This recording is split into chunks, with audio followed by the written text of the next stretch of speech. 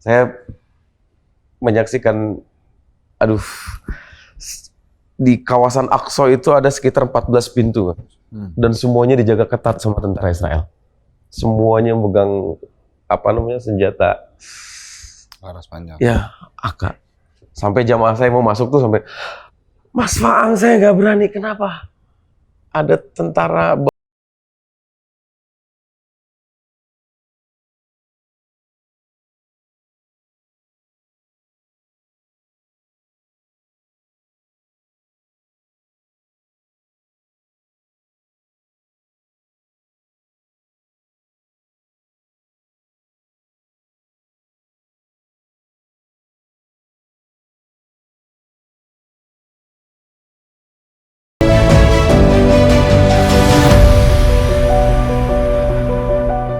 Kita mohon maaf ya, kata guru kami, kalau ingin bicara keluarkan dari hawa nafsu.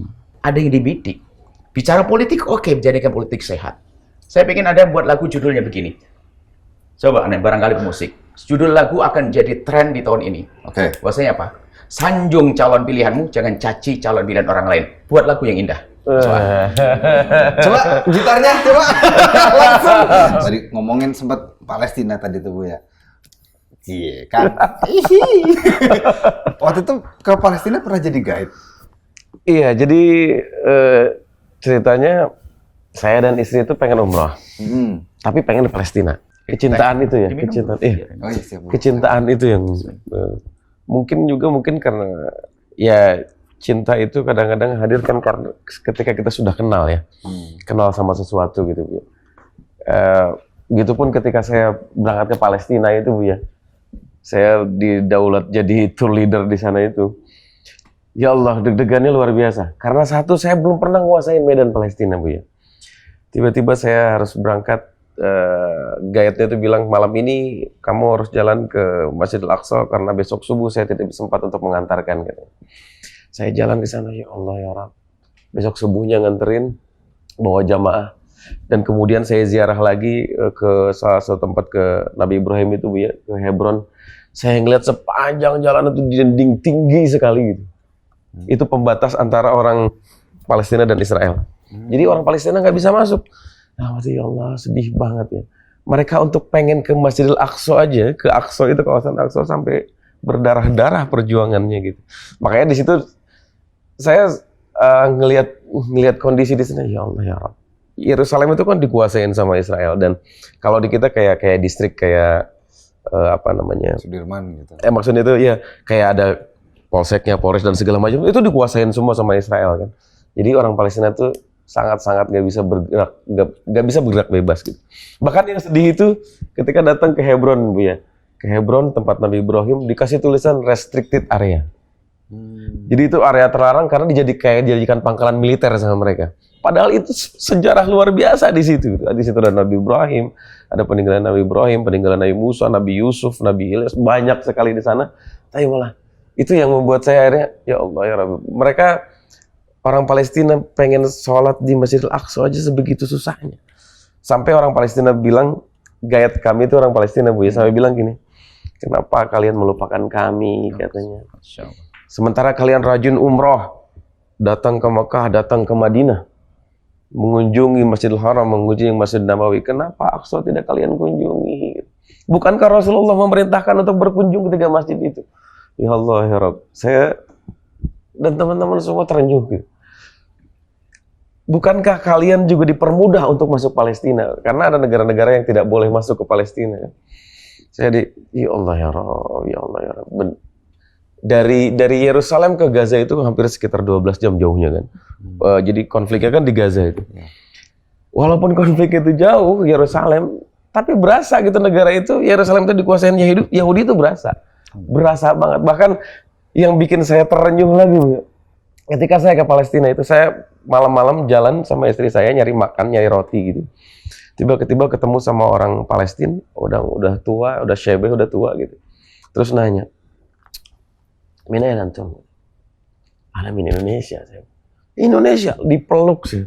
Sampai wow, saya dipeluk. Ternyata orang Palestina itu cinta banget sama orang Indonesia. Bahkan kan kemerdekaan Republik Indonesia Yang pertama mengakui, negara pertama yang mengakui itu kan Palestina kan. Segitu mereka mencintai Indonesia. Ya Allah, ya Allah. Ada kejadian perang sekarang, penyerangan ini. Allahu Akbar. Allahu Akbar. Saya ngerasa, ya Allah, saya waktu itu jalan dipermudah masuk Masjidil Aqsa. Sementara orang Palestina susah sekali untuk masuk Masjidil Aqsa. Ya Allah. Makanya saya sempat bikin, saya sempat hafal satu doa, Bu, ya Allah. Ini tolong dikoreksi juga, Bu, ya. Saya sempat hafal satu doa, doanya begini. Allahumma la'anil kafarata Israel alladzina yasudduna an sabilik wa yukadzibuna rusulak wa yuqatiluna awliyak. Ya Allah, laknatlah Israel, ya Allah. Karena mereka sudah mengingkari nabi-nabi, mereka sudah membunuh orang-orang yang tidak berdosa, mereka sudah membunuh wali-wali Allah. Saya ngelihat Palestina, ya Allah, ya Rabb.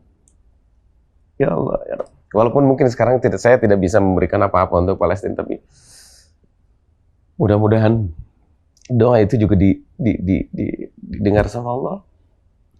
Mudah-mudahan doa itu diaminkan banyak orang, karena saya yakin teman-teman saya di sosial media saya banyak orang-orang baik. Saya yakin itu, dan saya yakin juga mungkin di antara mereka yang mengaminkan itu, aminnya langsung tembus ke Allah, dan mudah-mudahan doa itu dikabulkan gitu.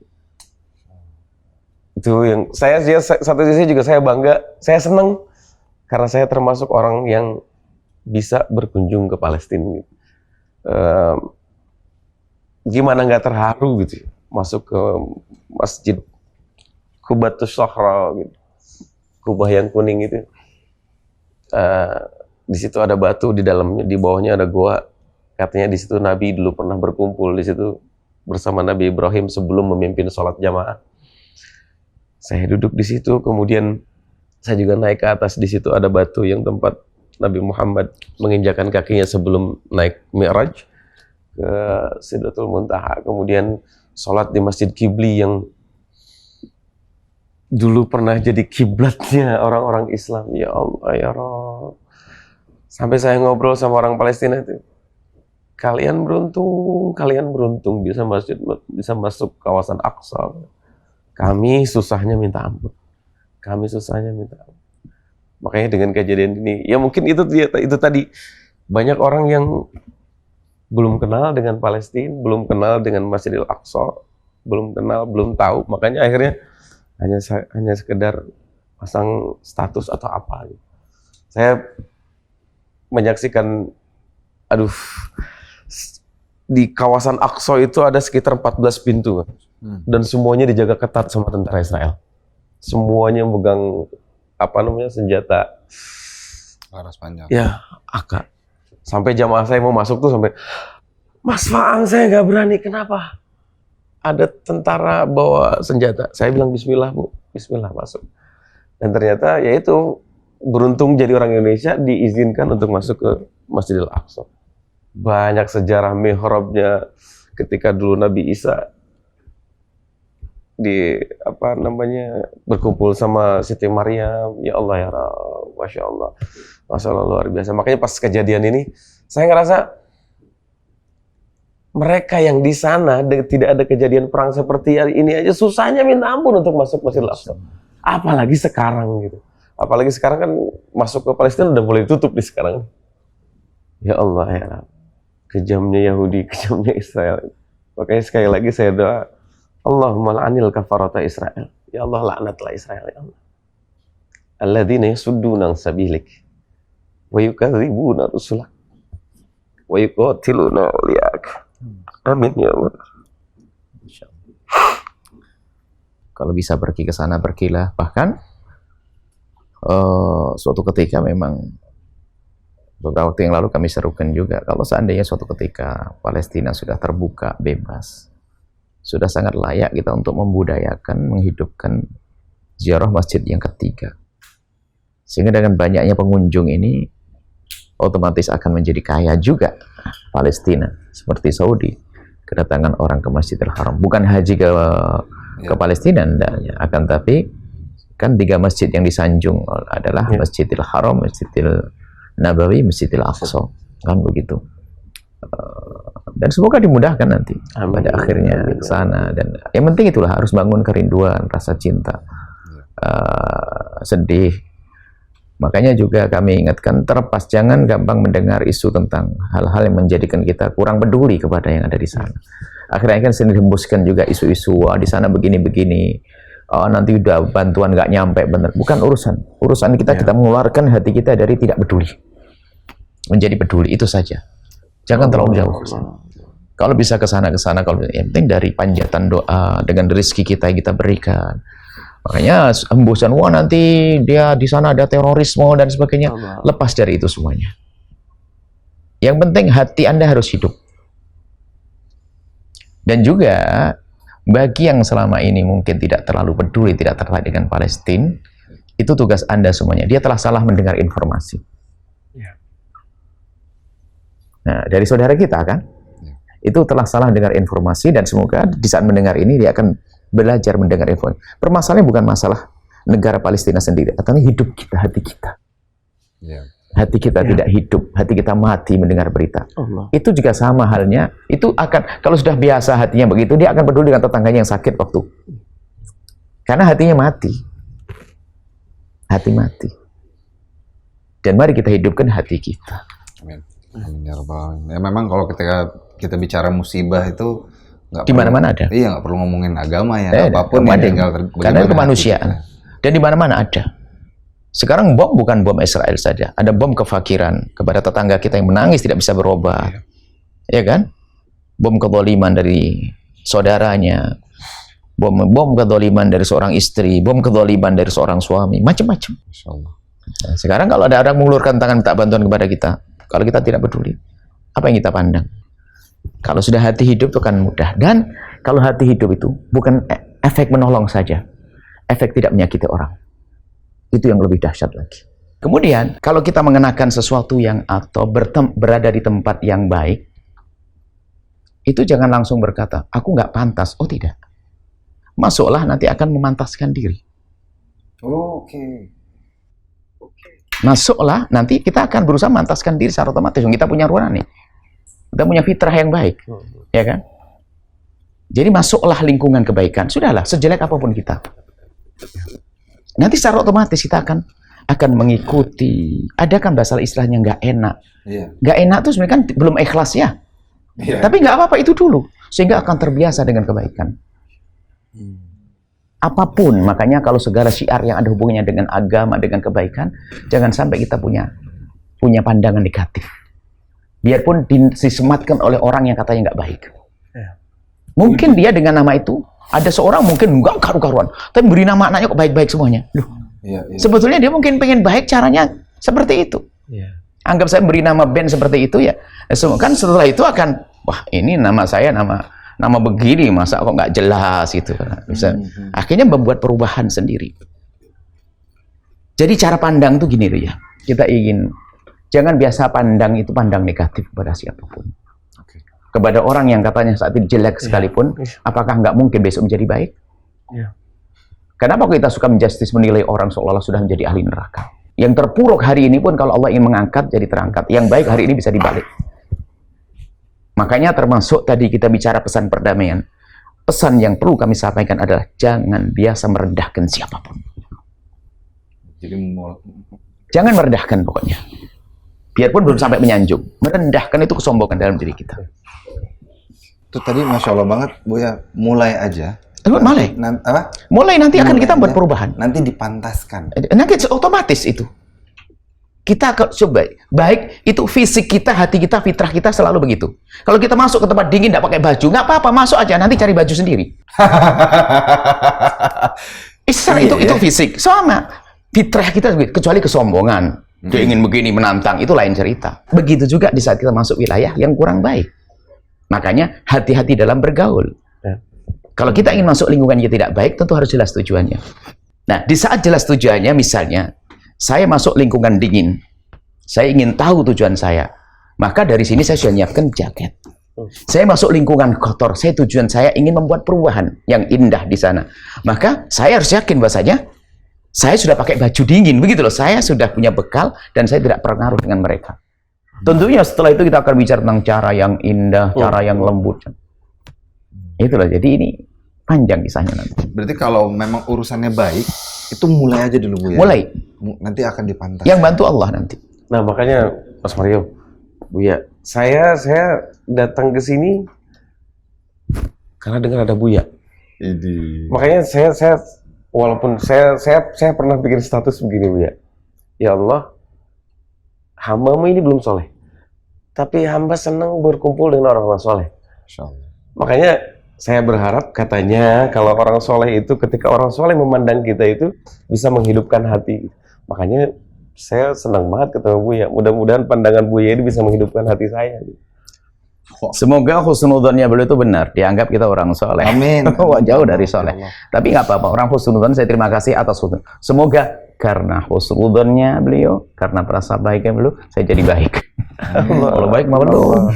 Hanya karena belum pernah duduk, saya coba tanya anak-anak Buya yang ikut dengan Buya, pasti ketahuan jeleknya Buya. Coba tanya, ya karena belum tahu aja kan. Kita semuanya punya kekurangan. Masya Allah. Dan saya tidak tutupi sama anak-anak sutanya itu gimana dia. Ada kejelekan Buya banyak, marah-marah nggak jelas ya. Ada banyak jeleknya Buya banyak. Jadi husnudzonnya itu yang mahal dalam diri seseorang adalah husnudzon. Kalau ada orang datang mencium tangan saya, siapa yang lebih bagus? Kalau saya yakin dia lebih bagus. Karena dia telah menduga saya baik, maka dia cium tangan saya. Maka sesungguhnya dia lebih layak untuk saya cium tangannya. Karena dia tidak akan melakukan begitu kecuali di hatinya ada ketawaduan, ada prasangka baik. Loh, kita hanya putar-putar sombong begini, walah saya runtuh depannya. Aduh, Masya Allah. Saya jadi habis kata nih, bingung, malu. Aduh ya Allah, luar biasa. Hatinya pada bersih-bersih banget. Waduh. Jadi berapa lagu nih Mas Bang? Tapi itu sama tadi Mas Bang gitu juga ya. Ketika mau ke sini, jadi tadi terjawab tuh ya. Ada mulai aja dulu. Betul, belum mulai dulu. Kemudian ya, mulai itu harus. Kalau bahasa orang bisnis biar bahasa orang punya program biar telurnya pecah dulu ya, netes. Pecah telur dulu baru nanti. Mulailah nanti akan berkembang. Sekecil apapun. Kalau kita punya guru mengatakan, kalau punya program yang besar, tapi mulai dari yang kecil. Sehingga termasuk dalam prinsip dakwah yang kami ada motivasi dakwah. Dakwah itu adalah salah satu di antaranya prinsip, ada 5 prinsip. Salah satu di antaranya, jangan nunggu kaya, jangan nunggu pandai. Bahkan jangan nunggu menjadi baik dulu. Sekarang orang jelek, jika mengajak orang menjadi baik, baik enggak nilainya? Ayo. Baik. Nah, sudah selesai. Kenapa kok pusing kita? Loh, makna kebaikan kan luas, bukan harus sholat sujud. Contoh, seorang pemabuk tiba-tiba melarang, kamu jangan mabuk. Baik atau tidak? Ya. Loh, kenapa dilarang? Ayo. Jangan mempersempit dakwah hanya tugasnya ustadz di mimbar saja. Oh, bukan. Ini Anda punya tugas untuk tugas semuanya. Bahkan tugas sesama, tugas semua. Kan dalam Al-Quran disebutkan kuntum khaira ummatin ukhrijat linnas. Kalian semuanya sebaik-baik umat yang dihadirkan oleh Allah di tengah-tengah bangsa manusia. Dengan ciri khas apa? Ta'muruna bil ma'ruf. Semua punya khas mengajak orang kepada kebaikan dengan kemampuannya, dengan bermacam-macam cara, dengan keahliannya, dengan apa yang ia bisa. Loh, bisanya apa mengajak orang dengan kebaikan? Lakukan. Loh, bukan dengan ilmu saja, itu kan di mimbar saja. Coba kita ini ngomong semacam ini. Siapa yang bisa menyampaikan ke penjuru dunia? Kan tim. Lah kalau hitung-hitungan, saya selalu bicara serius, jujur, ini bukan basa-basi ya. Kalau dibanding yang kami lakukan dengan dilakukan tim kreatif, jauh. Kalau kami ngomong paling keras didengar 300 orang. Paling keras. Paling kerasnya suara sampai tenggorokan habis 300. Tapi di saat Badu dengan tim menjadi jutaan. Ayo, siapa yang paling banyak pahalanya? Ya, luar biasa guys. Luar biasa guys. Luar biawak.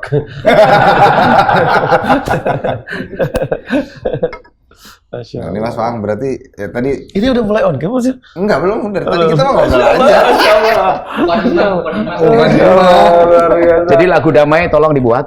Buya sudah ada, Buya punya ide-ide lagu damai dan mungkin Buya ada mulai aja dulu sebentar. Kemudian lagu baik hati. Jangan dendam kepada siapapun. Dendam, kadang-kadang dendam naudzubillah dengan saudara. Ya ada.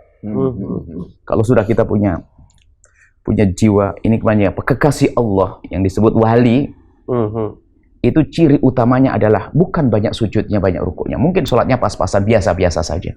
Akan tapi ternyata hatinya bersih. Di saat disakiti sama orang, dia marah dan dia dendam, tapi sengaja dipangkas dendamnya, dihapus dendamnya dengan kebaikan yang dilakukan, bukan membalas dengan kejahatan. Kita perlu sekarang proyek bersama membiasakan menghilangkan dendam. Kenapa? Karena hari ini kita diajari untuk saling dendam dan bermusuhan. Biarpun di sana ada rombongan yang mengajak kita bermusuhan, tapi kita punya program besar bagaimana kita menjadi orang yang memaafkan dan tidak mendendam. Kita harus berlatih dari diri kita. Bagaimana orang mencaci kita, jangan dikomentari. Mungkin yang punya YouTube segala macam, jangan terlalu pusing dengan komentar jelek. Didoain aja. Mungkin kita mencari komentar jelek untuk marah. Yang komentari jelek kepada aku semoga diberi hidayah dan sebagainya. Jangan marah, jangan. Memang kita malaikat yang nggak punya salah. Jangan hanya senang dengan komentar yang baik-baik, sambil senyum-senyum sendiri. Komentar yang jelek, tapi bukan untuk marah. Yang komentar jelek kita doakan. Doa kebaikan. Siapakah dia? Bukankah dia saudara kita? Apakah kita senang saudara kita ketabrak mobil? Apalagi masuk neraka. Sejahat apapun dia dengan kita, bagaimana kita tata hati kita? Mungkin dia boleh pada kita mengambil hak kita, mencaci kita, memfitnah kita, menjatuh. Bukankah dia tetap saudara kita? Bicara Palestina tuh dari sini. Nah kalau tidak punya jiwa yang cinta kemanusiaan tuh mau ngomong Palestina hanya dicerita saja di apa namanya di sosmed saja nanti jangan-jangan. Oke, jadi oke Umar. Orang Palestina itu kita bicara manusianya. Nah kalau kita dengan manusia yang dekat kita saja nggak bisa membela, sama adanya musuhan, mustahil dia cerita tentang Palestina. Akur dulu dong, damai dulu dengan adikmu. Damai dulu dengan istrimu yang mungkin dia pernah buat jahat kepadamu, mungkin kita manusia. Anda ini urusan dengan manusia, kecuali dengan malaikat nggak pernah salah, atau dengan patung atau robot nggak pernah dia menyakiti kita, paling menyakiti mukul, nyakiti hati nggak kan? Masa kita dendam sama robot? Beli baru. Kalau dengar orang-orang bilang hijrah, kata-kata hijrah itu, saya jadi serem juga. Kalau ada orang dikatakan dia mau hijrah, husnudon, jangan disebut nih, jangan perasaan nggak dengan orang mau hijrah. Oh hijrah apaan tuh? Nah, nggak usah ngomong begitu. Hijrah tuh berat, istimewa loh. Kita terharu loh dengan orang hijrah dalam keadaan dia, sebab yang selama ditekuni barangkali adalah sesuai dengan hawa nafsunya kan? Tapi ternyata meninggalkan.